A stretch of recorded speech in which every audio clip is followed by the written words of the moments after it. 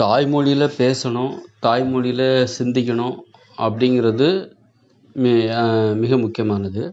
தாய்மொழியில சிந்திக்கிறது தான் எளிதாவும் இருக்கும், சரியாவும் இருக்கும், வளமாவும் இருக்கும். அ அது மாதிரி அதை விட மிக முக்கியமானது வட்டார மொழியில சிந்திக்கணும். வட்டார மொழியில பேசணும். வட்டார மொழியில வட்டார மொழியில நாம சிந்திக்கணும்னா, வட்டார மொழியில பேசணும். நாம எப்படி எந்த மொழியில பேசுறோமோ, அந்த மொழியில தான் நம்ம மனசு சிந்திக்கும். சிலர் சொல்லுவாங்க, நாம என்னதான் ஆங்கிலம் படிச்சாலும், நாம நம்முடைய மனசு தாய்மொழியில் தான் சிந்திக்கும் அப்படின்னு சொல்லுவாங்க. அப்படி கிடையாது. நாம எந்த மொழியில அதிகமா பேசுறோமோ, எந்த மொழிக்கு முக்கியத்துவம் கொடுத்து நம்ம அதிகமா பேசுறோமோ, அந்த மொழியில நம்ம மனசு சிந்திக்க ஆரம்பிச்சிரும். அதனால நம்ம பேச்சு தான் நம்முடைய சிந்தனைக்கான மொழியை தேர்ந்தெடுக்கிறது. அதுபோன்று நம்முடைய சிந்தனை கூட எப்படி இருக்கணும் அப்படின்னா, ரொம்ப எளிதாக சிந்திக்கணும். அதாவது சிந்திப்பதே நமக்கு கஷ்டமாக இருக்கக்கூடாது. பேசுகிறதே கஷ்டமாக இருக்குது அப்படின்னா, நமக்கு சிந்திக்கிறதும் கஷ்டமாக தான் இருக்கும். அதனால் நம்ம பேசுகிறத எளிதாக பேசணும் அப்படின்னா, பேசினா தான் எளிதாக சிந்திக்க முடியும். எளிதாக சிந்திக்கும் பொழுது தான் எளிதாகவும் பேசவும் முடியும். எளிதாக யோசிக்கணும், எளிதாக கற்பனை செய்யணும்.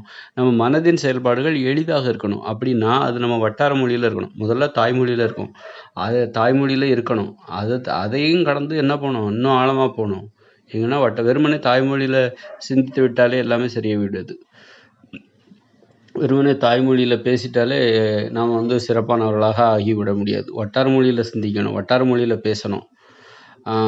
அதுக்கு நம்ம அதுக்கு தகுந்த மாதிரி நம்ம அதுக்கு தகுந்த மாதிரி நம்ம வாழ்க்கை முறையோட அமைச்சுக்கணும். அப்போ தான் நம்ம நம்ம மூளை சிறப்பாக சிந்திக்கும், நம்ம சிறப்பாக பேச முடியும். அப்படின்னா அதுக்காக நாம் என்னெல்லாம் பண்ண வேணும் அப்படின்னா, நம்ம சிறப்பாக சிந்திக்கணும், சிறப்பாக பேசணும்.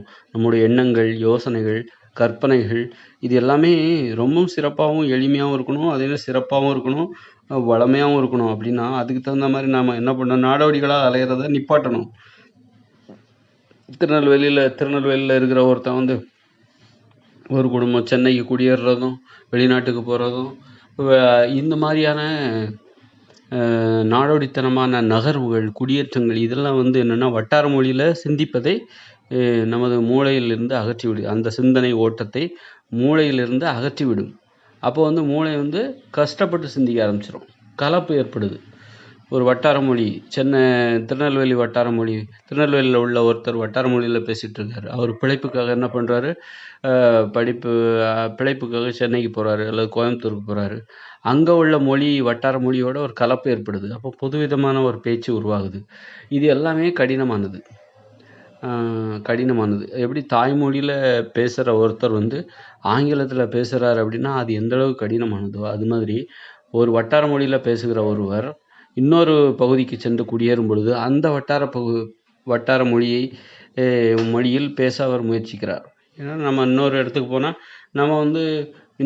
போனால் அவங்க பேசுகிற மொழியை தான் நம்ம பேசி ஆகணும். நம்ம அமெரிக்காவுக்கு போனால் அங்கே ஆங்கிலம் பேசுவாங்கன்னா நம்ம அந்த ஆங்கிலத்தில் பேசினா தான் அங்கே வாழ முடியும். அதே மாதிரி அமெரிக்காக்காரன் தமிழ்நாட்டுக்கு வந்தாங்கன்னா அப்போ கூட அவன் ஆங்கிலத்தில் பேசிட்டு போயிடுவான். ஏன்னா இங்கே ஃபுல்லாக ஆங்கிலம் தான் இருக்குது. அது நம்ம எந்த பகுதிக்கு செல்கிறோமோ அந்த பகுதியில் என்ன மொழி பேசுகிறாங்களோ அந்த மொழியை தான் நம்ம பேசணும். கர்நாடகா போனால் நம்ம தமிழில் பேசிகிட்டே நமக்கு அங்கே உள்ள கர்நாடக மொழியும் நமக்கு கன்னட மொழியும் நமக்கு தெரியணும்.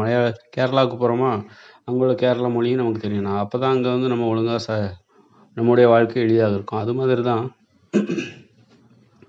நம்ம வட்டார மொழியும் நம்ம திருநெல்வேலிக்கு போகிறோமா அங்கே என்ன வட்டார மொழி பேசுகிறாங்களோ அதே நம்ம கற்றுக்க வேண்டிய நிர்பந்தம் இருக்குது. அப்போ தான் அவங்க கூட நம்ம ஒரு இயல்பாக வாழ முடியும்.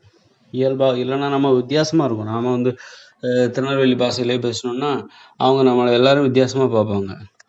அதனால் ஒரு பகுதிக்கு போகும்போது அந்த வட்டார மொழியில் பேசுகிறது தான் நமக்கு சிறப்பாக இருக்குது. அப்படிங்கும்போது ஒரு பகுதியிலேருந்து இன்னொரு பகுதிக்கு குடியேறுகிற ஒருவர் இன்னொரு பகுதியில் பேசப்படுகிற அந்த வட்டார மொழியை கற்றுக்கொள்ளும்போது அவருக்கு அந்த வட்டார மொழியில் பேசுவது கடினமானது தான், சிரமமானது தான். ஆதலால் அவர்களது பேச்சு, பேசுகின்ற திறன், சிந்திக்கின்ற திறன் அனைத்தும் கடினமாக மாறிவிடும். அது கடினமாக மாறும்போது என்னென்னா அவருக்கு கோபம் வரலாம், டென்ஷன் வரலாம், உறவு முறை அவ்வளோ ஈஸியாக அமையாது. ஒரு ஃப்ளோவாக மனசு சிந்திக்காது, மனசு யோசிக்காது, பேசுகிறதுக்கே எரிச்சல் படும். எளிதாக நல்லா வட்டார மொழியில் பேசி பழகிட்டு இந்த மாதிரி ஏதோ இன்னொரு பகுதிக்கு பிழைப்புக்காக போகும்போது அங்கே உள்ள பேச்சுக்களெல்லாம் பேசும்போது அங்கே உள்ள வட்டார மொழியில் பேசும்போது சிரமத்தை உணரும், சிரமப்படும். அதனால் இதெல்லாம் தவிர்க்கணும் அப்படின்னா நம்ம சிறப்பாகவும் சிந்திக்கணும், சிறப்பாக பேசணும். அப்போ தான் நம்முடைய உறவு முறைகள் நல்லாயிருக்கும், நம்முடைய ஆளுமை திறன் நல்லாயிருக்கும். ஆளுமை திறன் நம்ம பேசுகிறது தான் ஆளுமை திறன். பேசுகிறது, சிரிக்கிறது, மகிழ்ச்சியாக வாழ்வது எல்லாம் பேசுவதை அடிப்படையாக கொண்டது.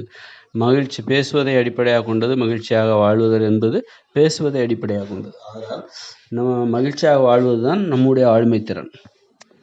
ஒருத்தர் எந்த அளவுக்கு மகிழ்ச்சியாக வாழ்கிறாரோ அவர் ஆளுமை மிக்கவர் அப்படின்னு நம்ம அது ஆணாக இருந்தாலும் பெண்ணாக இருந்தாலும் நாம் அவரை அடையாளம் காணலாம். அப்படி இருக்கும் பொழுது நாம் தாய்மொழியில் பேச வேண்டும் என்பது ஒரு இது. அந்நிய மொழியில் பேசக்கூடாது. அதன் பிறகு தாய்மொழியில் பேச வேண்டும். தாய்மொழியில் பேசிவிட்டால் மட்டும் போதுமா? போதாது. அது 50% தான். அதையும் தாண்டி வட்டார மொழியில் பேச வேண்டும். வட்டார மொழியில் பேசினால்தான் நமது மனம் வட்டார மொழியில் சிந்திக்க தொடங்கும். வட்டார மொழியில் சிந்தித்தால்தான்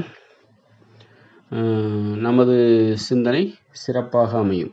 இப்போ நான் பேசுகிறது ஒரு மாதிரி செய்தி வாசிக்கிற மாதிரி தான் இருக்குது. இதில் வட்டார மொழி இல்லை. அதனால் வட்டார மொழியோட ஒரு வாடை அடிக்கத்தான் செய்யும்.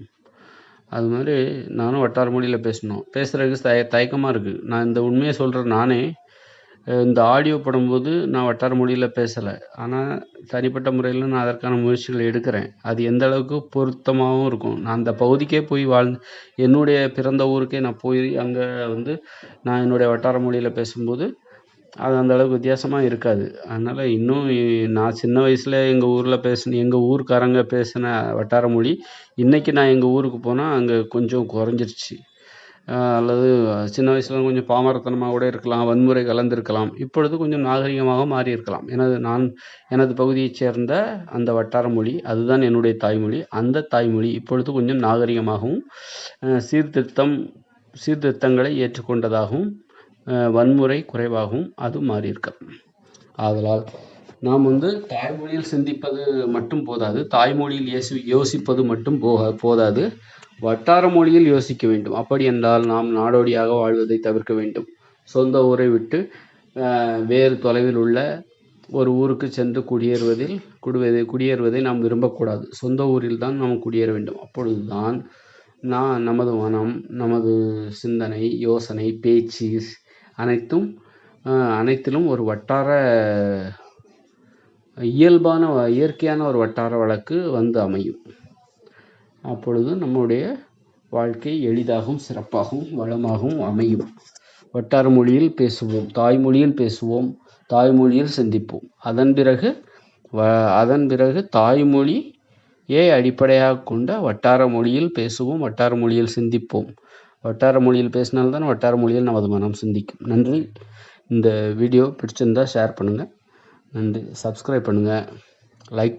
பிடிச்சிருந்தால் லைக் பட்டன் அழுத்துங்க. ஆதரவு கொடுங்கள். நன்றி, வணக்கம். அடுத்த வீடியோவில்